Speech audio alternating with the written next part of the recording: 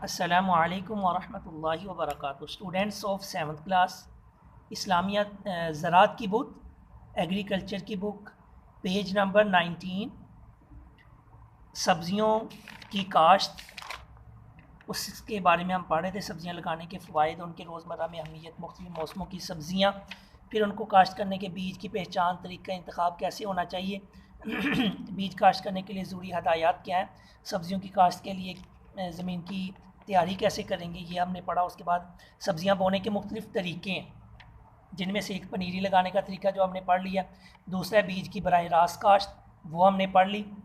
छट्टा लगाने से ये बराह रास्त काश्त जो हमने पढ़ ली।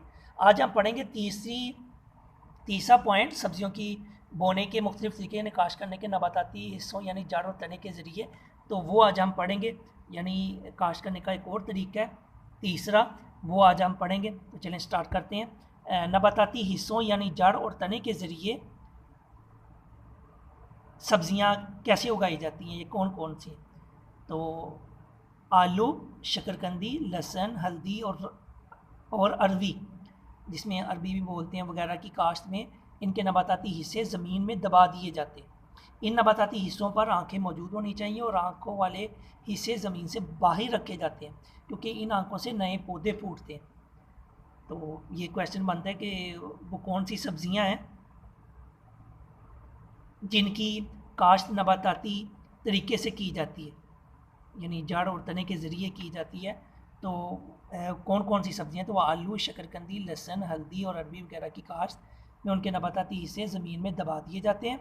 इन नबाताती आँखें मौजूद होनी चाहिए और आँखों वाले हिस्से ज़मीन से बाहर रखे जाते हैं, क्योंकि उनकी आँखों से नए पौधे फूटते हैं। तो कौन सी सब्ज़ियाँ हैं जिनको नबाताती तरीके से उगाया जाता है और कैसे उनकी काश्त की जाती है? तो ये आप इधर से लेकर इधर तक मुकम्मल लिखें। उनमें सब्ज़ियों का भी आ जाएगा, ये अलग से अगर आपको क्वेश्चन आ जाए तब भी ठीक है, अगर नहीं तो आपको मुकम्मल इधर तक के उनके नबाताती हिस्सों को यानी काश्त करने का क्या तरीका है, जो सब्ज़ियाँ नबाताती तरीके से उगाई जाती हैं उनको काश्त कैसे करते हैं या उनको ज़मीन में कैसे दबाया जाता है। तो ये आंसर आप 2 लाइनों का लिखेंगे कॉपी के ऊपर। आ गया आबपाशी। जब सब्ज़ी बीज के ज़रिए बोई जाती है, बीज के ज़रिए या पौध खेत में मुंतकिल की जाती पनीरी और ज़मीन को वतर हो, तो उसके लिए इब्तदाई दिनों में हल्की हल्की आबपाशी जारी रखें ताकि पौधे की जड़ें ज़मीन की निचली सतह तक चली जाएं। पेशतर सब्ज़ियों की काश्त खेलियों पर की जाती है, इसलिए उनकी आबपाशी खेलियों के ज़रिए नालियों में करनी चाहिए। पानी को खेलियों के ऊपर तक नहीं चढ़ना चाहिए, बल्कि पानी को बीज या जड़ों तक ही पहुंचना चाहिए। लिहाजा ज़रूरी है कि ज़मीन नहायत हमवार हो। नाहमवार ज़मीन में पानी नशेब की तरफ बहेगा और करंट बनने से बीज नहीं उग सकेंगे।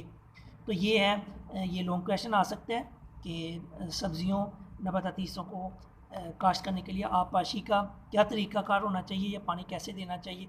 ये मुकम्मल आपको लॉन्ग क्वेश्चन आ सकते हैं, इसको आपने अच्छे से याद करना है। आ गया गोडी करना। वक्फों के बाद खेत में गोडी करें और गैर ज़रूरी पौधे तलफ कर दें, इससे मिट्टी में हवा की मुनासिब मिकदार मिल जाएगी, जो पौधों की जड़ों की बढ़ोतरी बढ़ने के लिए ज़रूरी होती है। अलावा अजीम गोडी से मिट्टी भुरभुरी हो जाती है और इसमें नमी को ज़्यादा देर तक बरकरार रखने की सलाहियत पैदा हो जाती है। तो ये आपका क्वेश्चन बनता है कि गोडी क्यों की जाती है। गोडी, ये आपकी एक्सरसाइज के अंदर ये क्वेश्चन मौजूद है। क्वेश्चन नंबर 9 है, गोडी क्यों की जाती है, उसका एक हिस्सा। बाकी आगे खादें कितनी किस्म की होती हैं, 4 मशहूर मसनूई खादों के नाम लिखें, ये आगे हम पढ़ते हैं। तो अभी गोडी क्यों की जाती है, 9 नंबर क्वेश्चन है, तो आप उसका आंसर ये लिखेंगे, इससे मिट्टी में हवा की मुनासिब मिकदार मिल जाती है। यहाँ से लेकर गोडी वाले ये पहली लाइन के ऊपर लफ्ज़ों के ऊपर लाइन इसलिए लगाइए कि आप ये ना लिखें, यहाँ से स्टार्ट करें, ये 1.5 लाइन ये अगले पेज तक, पेज नंबर 20 तक, इधर तक ये मुकम्मल हो जाता है। आगे पढ़ते हैं। खाद का सही इस्तेमाल। सब्जियों की काश्त के लिए सबसे अहम ग़िज़ाई अनासर नाइट्रोजन, फास्फोरस और पोटाशियम है। ज़मीन की ज़रख़ेज़ी के लिए इन 3 अनासर को मुख्तलिफ़ खादों के इस्तेमाल से पूरा किया जाता है। खादों की 2 अहम इक़साम है, देसी खाद और कीमियाई खाद। तो ये आज मैं इधर तक ही रहने देता हूँ, कल इंशाल्लाह आगे तफसील के साथ पढ़ लेंगे। तो ये क्वेश्चन नंबर 9 आपका कंप्लीट हो जाता है, जो आपकी एक्सरसाइज के अंदर मौजूद है कि खाद गोडी क्यों की जाती है, खादें कितनी किस्म की होती हैं, 2 किस्म की, 4 मसनूई खादों के नेम लिखें, ये हम नेक्स्ट पढ़ेंगे। जो मशहूर मसनूई हैं वो आप फिर कर लीजिएगा, तो आप सिर्फ इतना लिखें खादें कितनी किस्म की होती हैं, 2 अहम अक़साम हैं उनके नेम वो आप लिख लें, ये कुदरती हैं। बाकी ये आगे मसनूई जो हैं जो खाते हैं उनके नेम में आपको दोबारा लिखवा दूंगा, कल हम रीडिंग करेंगे। तो आज आपने 3 क्वेश्चन लिखने हैं, एक तो खादें कितनी किस्म की होती हैं और उनके नेम लिख दें, और उसके बाद नबाताती हिस्से यानी नबाताती तरीके के साथ जो सब्ज़ियों को काश्त किया जाता है वो कौन कौन सी हैं, उनको कैसे ज़मीन में दबाया जाता है या काश्त किया जाता है, तो ये 2 लाइनें ये क्वेश्चन लिखें। गोडी क्यों की जाती है, एक ये।